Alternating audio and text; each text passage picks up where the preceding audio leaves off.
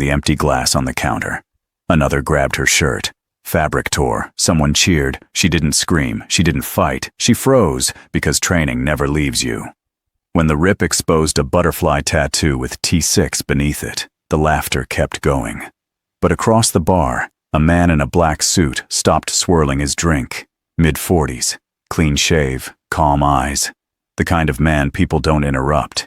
He'd seen that tattoo before, on his brother, on a coffin that came back from a war no one talked about. He stood up, adjusted his cuffs, and made one call. Outside, engines purred. Black Mercedes slid to the curb, and the front door stopped feeling like an exit.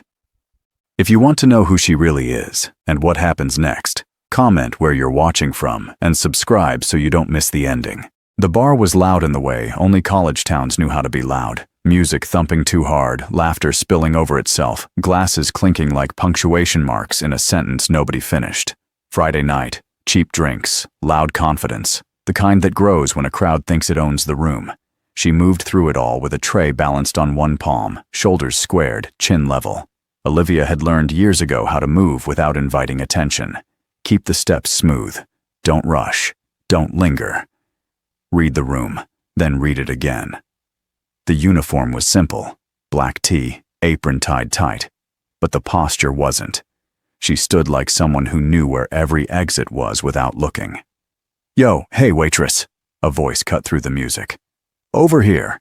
She turned. Table 6. 4 college guys, jerseys over hoodies, half their drinks gone, half their night still ahead of them. The one nearest the aisle leaned back with his arms wide like he owned the floor beneath him. Olivia stepped closer, polite, professional. "What can I get you?" "Bring another round," he said, smirking. "And move it. We've been waiting." She nodded, already turning. "Hey, don't walk away like that," another said. "You deaf or just pretending?" A few heads turned.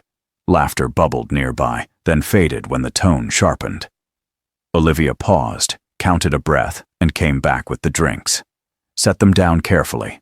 One glass tipped. Beer sloshed across the table and dripped onto the floor. "Oh!"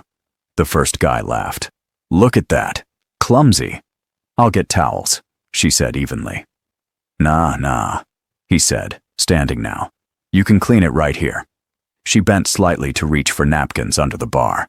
That's when the words came, thrown like a dare. "Bend over, slat." The table erupted. Phones came out. Someone whistled. Olivia straightened slowly. Her face didn't change, but something behind her eyes did. A tightening. A quiet recalibration.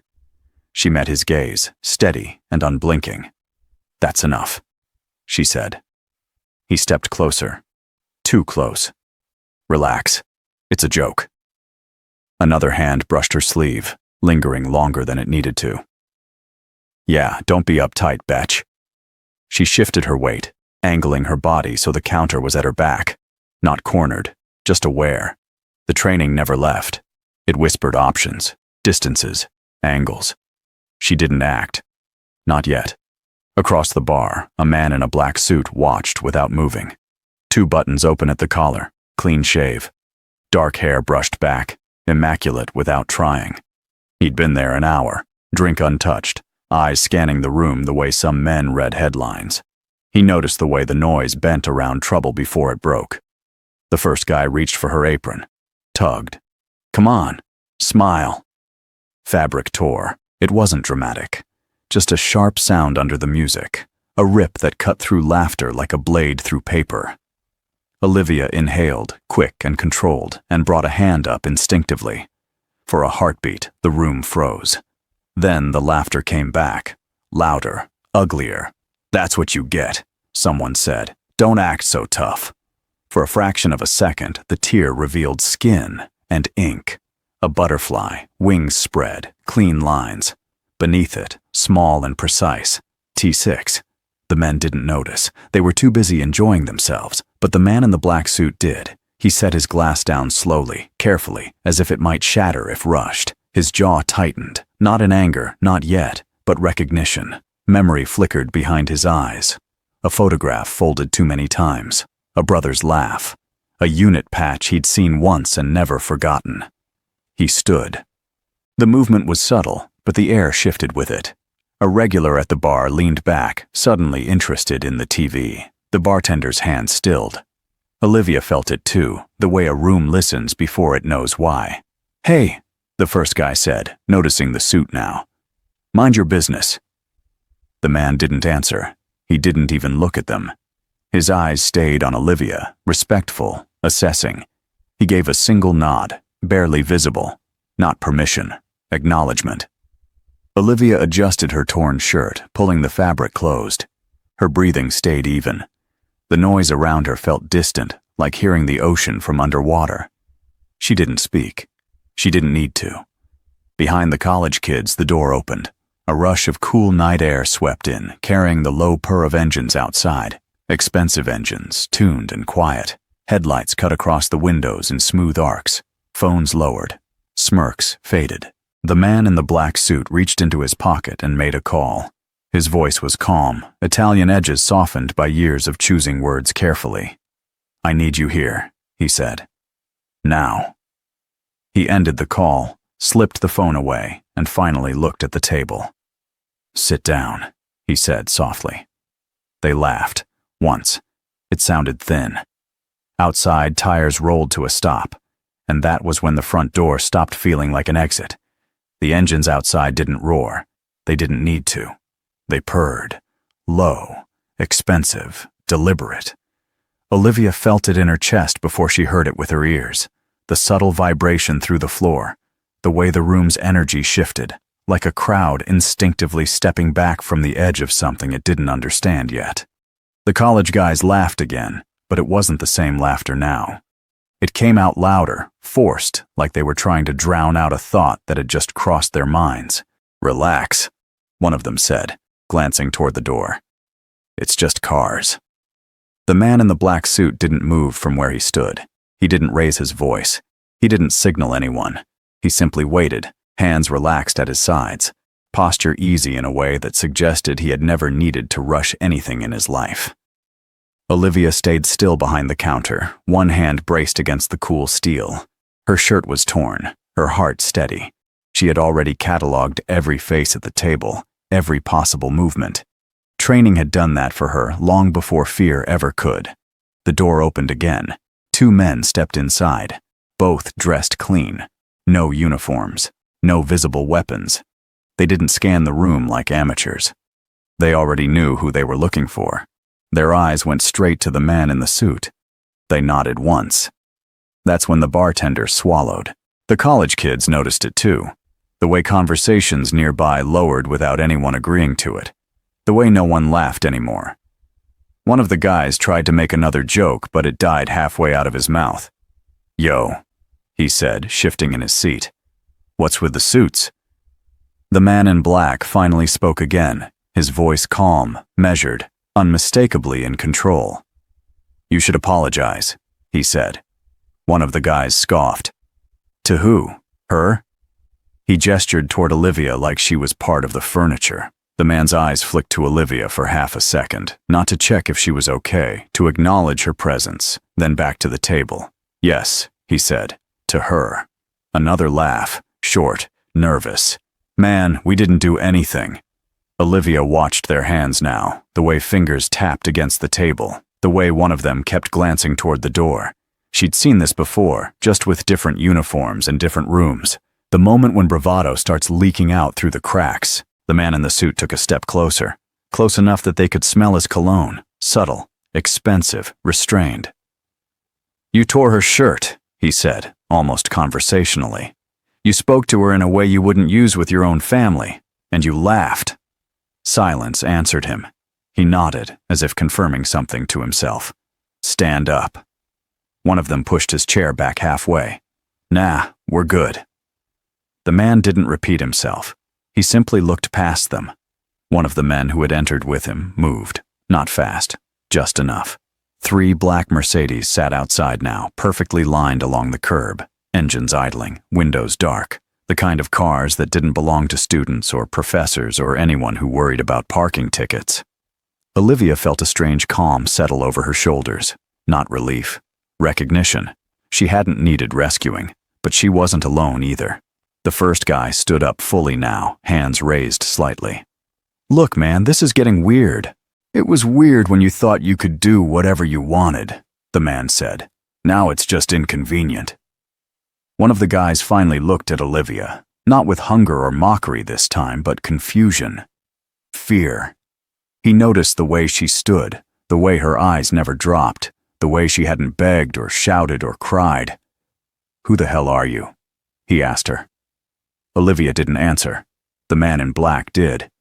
"She's someone you should have treated with respect." He paused, then added quietly, "And someone you don't want to misunderstand." The word misunderstand hung heavy in the air. One of the college kids swallowed hard. "Man, this is blown out of proportion." The man smiled for the first time. It didn't reach his eyes. "So was your confidence." He turned slightly toward Olivia. "Are you hurt?" The question was simple, direct, no pity attached. "No," she said. Her voice was steady, clear. The room felt it. He nodded once. Then, gently, he reached up and adjusted the torn fabric of her shirt so it covered the tattoo again. He didn't touch her skin. He didn't linger. Respect, in its purest form. The college kids watched, stunned. One of them whispered, "What tattoo?" The man in black looked back at the table. "You don't need to know," he said. "But I do." His jaw tightened, not with anger, but something older. He reached into his jacket and pulled out his phone again. This time, he didn't dial. He showed Olivia the screen. A photograph. 2 men in desert uniforms. Dusty, smiling, arms slung over each other's shoulders. One of them had the same butterfly tattoo, same placement, same marking beneath it. Olivia's breath caught, just once. "That was my brother," the man said quietly. "SEAL Team 6. He never came home." The bar was completely silent now. "He used to say that tattoo meant you belonged to something that never leaves you," the man continued. "That if you saw it on someone else, you took care of them, no questions." He locked his phone and slipped it away. The college kids didn't speak. They couldn't. "You disrespected my family tonight," the man said calmly. "And you disrespected her." He stepped back, creating space. "Leave," he said. "Now." They didn't hesitate. Chairs scraped loudly as they stood. One of them tried to mutter an apology, but it sounded hollow and late. They pushed toward the door, eyes down, shoulders tight. As they passed Olivia, one of them glanced at her again, this time with something close to shame. Outside, doors opened. Men waited, not blocking, just watching.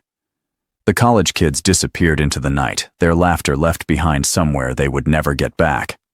The man in black turned to Olivia once more. "You didn't need me," he said, "but I'm glad I was here." She met his gaze. "So am I." For a moment, they stood there, 2 people connected by a symbol most of the world would never understand. The bar slowly exhaled. Conversations began again, quieter now. The bartender wiped the counter with shaking hands. The man adjusted his cuffs. "If you ever need anything," he said, sliding a card onto the counter, "you won't have to ask twice." Olivia looked at the card, then at him. "I know," she said. He nodded, satisfied, and turned toward the door. As he walked out, one thought echoed through Olivia's mind. Not about the men who had humiliated her, not about the cars outside, but about how close she'd come to stepping back into a life she'd buried, and how easily it had found her again. Before we move on, let me ask you something. Do you believe people should be judged by what they do in a moment, or by who they really are underneath? Tell us your thoughts in the comments, and don't judge anyone too quickly. The bar never really went back to normal after the black Mercedes pulled away. Music came back on. Glasses clinked again. People laughed, but it was the kind of noise that sits on top of silence, not the kind that replaces it. Every person in the room felt like they'd just witnessed something they weren't supposed to see and didn't know how to talk about. Olivia stayed behind the counter, tying a clean apron over the torn one. Her hands were steady, but her shoulders felt heavier now, like she'd set something down and picked something else up in its place. She caught her reflection in the mirrored bottles behind the bar and barely recognized the woman staring back. Same face, different weight behind the eyes. The bartender leaned in quietly. "You okay?" Olivia nodded. "Yeah." It wasn't a lie, but it wasn't the whole truth either. A group at the far end whispered, eyes darting toward her and then toward the door, like they expected the suited man to walk back in and finish something that wasn't finished yet. Someone paid their tab early. Another table asked for boxes instead of dessert. The room was thinning faster than usual. That's when Olivia noticed the man who hadn't left. He sat alone now at the small table near the wall, the one the Mafia boss had occupied earlier. Same posture, same stillness, different face. Mid-30s, dark jacket, clean hands. He hadn't said a word all night. He hadn't laughed. He hadn't flinched when things escalated. He raised his glass slightly when their eyes met. Not a flirtation, not a threat, just acknowledgement. Olivia felt a familiar prickle at the base of her neck, the sense of being observed by someone who knew how to watch without staring. She turned back to wiping the counter. 10 minutes passed, maybe 15. The bar was down to regulars now, locals who pretended nothing had happened but kept glancing at the door anyway. Olivia stacked glasses, muscle memory carrying her while her thoughts drifted somewhere else entirely. She was halfway to the kitchen when she heard it. A sharp crack from outside, metal on metal, a raised voice, then another. The man at the table stood up. Olivia froze. The sound wasn't loud enough to panic the room, but it was wrong enough to change the air again. Chairs scraped. Someone muttered, "What now?" The door swung open. One of the college guys stumbled back in, breathless, eyes wide. His confidence was gone, replaced by something close to hysteria. "They won't let us leave," he blurted. "There's guys outside." The man from the table moved fast now, not rushed, just decisive. "Stop," he said. The kid did, like his legs had been unplugged. The man stepped closer, voice low. "Who told you to come back in?" The kid shook his head. "Nobody. We thought, you thought wrong." The man turned slightly, enough for Olivia to see the angle of his jaw, the calm precision in his movements. He wasn't Mafia, not exactly, but he was adjacent to something with teeth. "You were told to leave," the man continued. "Leaving includes staying gone." "I just want my jacket," the kid said weakly. "Please." The man held his gaze for a long second. Then he nodded toward the coat rack. "Get it, slowly, then walk out. Don't look back." The kid grabbed the jacket with shaking hands and bolted. The door closed again. Silence fell harder this time. The bartender exhaled loudly. "Jesus." The man turned, finally noticing Olivia fully. His eyes dropped to her torn shirt, then back to her face. "You didn't have to stay," he said. Olivia shrugged. "It's my shift." Something flickered behind his eyes. Respect. Or recognition. It was hard to tell. "You handled yourself well," he added. "I didn't do anything." He smiled faintly. "Exactly." He reached into his pocket and slid something across the counter. Not a card, a folded napkin. Inside, a number written cleanly in ink. "Just in case," he said. "Tonight isn't over for everyone." Olivia stared at the napkin. Her instincts buzzed louder now, sharper. She tucked it into her apron without comment. The man turned to leave. That's when the front windows rattled. Not shattered, not slammed. Just a deep vibration, like heavy footsteps approaching in unison. The bartender swore under his breath. Outside, shadows crossed the glass. Not one, not two, several. The door opened again, this time without hesitation. 3 men stepped inside. Not suits, not college kids, casual clothes, heavy builds, eyes that scanned the room like they were counting threats. The bar went dead quiet. One of them spoke. "We're looking for the girl with the tattoo."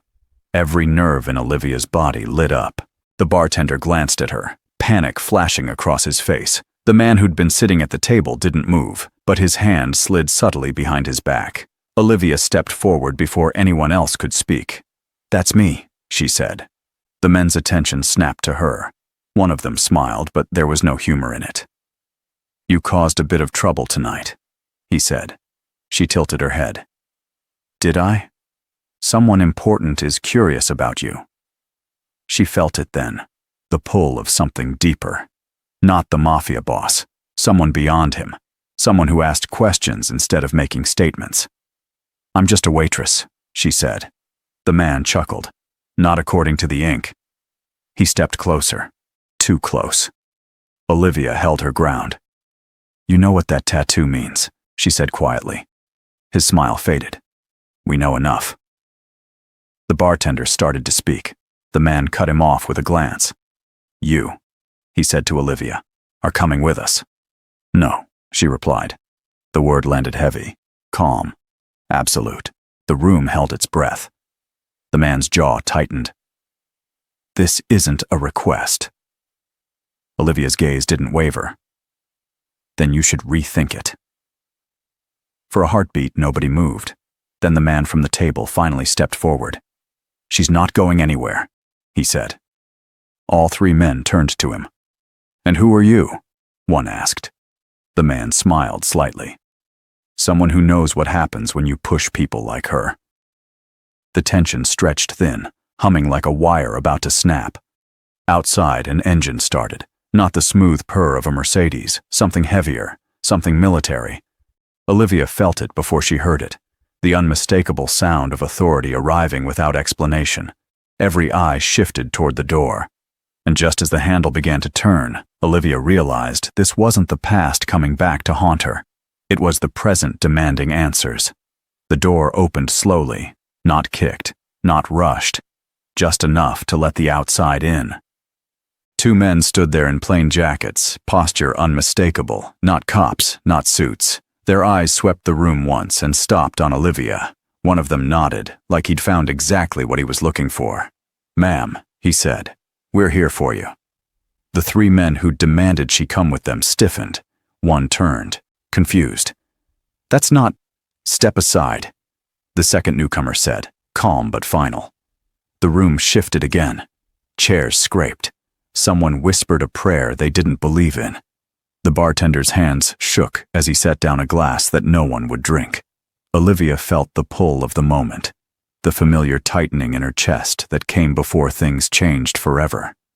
She exhaled, slow and measured, the way she'd been taught when chaos threatened to take over. Who are you? One of the earlier men demanded. The newcomer didn't answer him. He addressed Olivia instead. We've been trying to find you. She studied his face, the insignia hidden in the way he moved, the discipline in how he held himself. Recognition clicked, not fear, not relief, but inevitability. I'm not going anywhere, she said. The man nodded. Understood. Then we'll talk here. That did it. The balance tipped. The three men backed off a step, suddenly aware they were no longer in control of anything. The man in the black suit reappeared at Olivia's side, close enough to be felt without touching. You don't owe anyone explanations, he said quietly. She glanced at him. I know. The newcomer looked between them. You've been off-grid a long time, he said to Olivia. Most people with that tattoo don't disappear by accident. A ripple moved through the room at the word tattoo. I left, Olivia replied. That's all. The man didn't argue. Your name came up tonight. That doesn't happen unless someone recognizes what you are. She thought of the rip in her shirt. The laughter. The moment the butterfly had been exposed. The past didn't come knocking. It waited until you were vulnerable. One of the college kids returned again, pale and shaking, peered through the window from outside. He saw the men inside now, the posture, the silence. He backed away fast. The newcomer lowered his voice. Someone higher up noticed the commotion. Not the Mafia, not the locals. People who remember what T6 meant. Olivia's jaw tightened. The man in the black suit inhaled slowly. Then you know why this ends tonight. The newcomer met his gaze. Yes. They stood there, two worlds overlapping, both understanding the line that couldn't be crossed without consequences. The bartender finally spoke, voice barely audible. Is she okay?" Olivia turned. She gave him a small nod. "I will be." The newcomer glanced at the torn shirt. "We can get you out of here quietly." She shook her head. "No more running." Silence followed that, heavy, respectful. Outside, the heavier engine idled once more, then cut. Whoever had arrived didn't need to announce themselves. Their presence was enough. The man in the black suit stepped back, giving Olivia space. "Whatever you decide," he said, "you're not alone." She met his eyes. Gratitude flickered there, quick and real. "Neither are you." The newcomer extended a hand, not to grab, not to pull, to offer. Olivia looked at it, then past it, at the bar. The counter she'd wiped 1,000 times, the floor she'd stood on while being insulted, the place where her past had cracked the surface. She took a step forward, then another. She didn't take the hand. "I'll walk," she said. They opened the door wider. The night air washed over her, cool and steady. Outside, men waited, not aggressive, not protective, just present. The street was quiet now, the earlier chaos already folding into rumor. As Olivia stepped onto the sidewalk, she felt eyes on her from every direction, not judgment, curiosity, respect, fear, all of it passing through and past her. She paused once, just once, and looked back at the bar. The bartender watched from the doorway. The man in the black suit stood just behind him, hands in his pockets, expression unreadable but calm. Olivia lifted her chin and nodded. Then she walked into the night. By morning, the story would change. People would exaggerate, forget details, turn it into something safer. But one truth would remain, unspoken and heavy. Some people aren't weak because they're quiet. They're quiet because they've already survived louder things. And if this story moved you, if you felt that moment when power shifted without a single punch, please subscribe. These